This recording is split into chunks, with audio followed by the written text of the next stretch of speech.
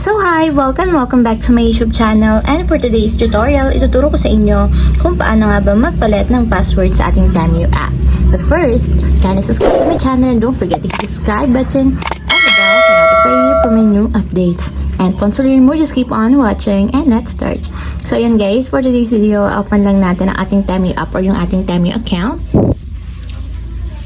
And then, pagka-open guys, mula dito sa pinakang homepage, pumunta lang tayo sa profile or dun sa view ng ating Temu. So, tap lang natin itong view guys na nandito sa may lower middle part. So, tap lang natin. So, para mapunta tayo sa pinakang profile ng ating Temu account. So, dito naman sa profile, itap nyo lang yung settings button na nandito sa upper right corner. And then, after nyan, tap nyo naman dito is yung account security. So, dito guys, sa account security, makikita nyo na dito yung password. So, kung makikita nyo, may edit sa right side niya. So, itatap lang natin yung edit para mapalitan yung password na ating Temu account. So, para mapalitan yung password na ating Temu account, ilagay nyo muna yung old password ng inyong account. So, dito sa taas nyo ilalagay. So, after nyo may lagay yung old password, so dito naman sa new password is mag-create na tayo ng bagong password na gusto natin. So, nakalagay is minimum of 8 characters required. So, minimum daw guys is 8 letters or 8 characters.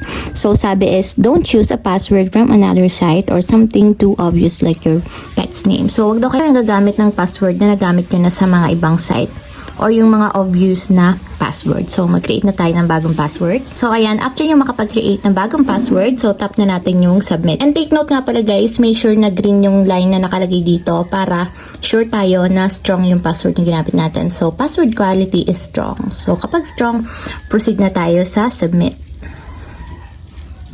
And ayan guys, password change successfully. So, ayun lang guys, ganun lang kasimple kung paano nga ba magpalit ng password sa ating Temu account. If you have a question, kindly comment down below. Don't forget to hit the subscribe button and the bell to notify you for my new updates.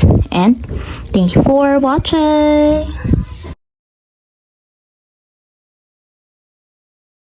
Living life every day,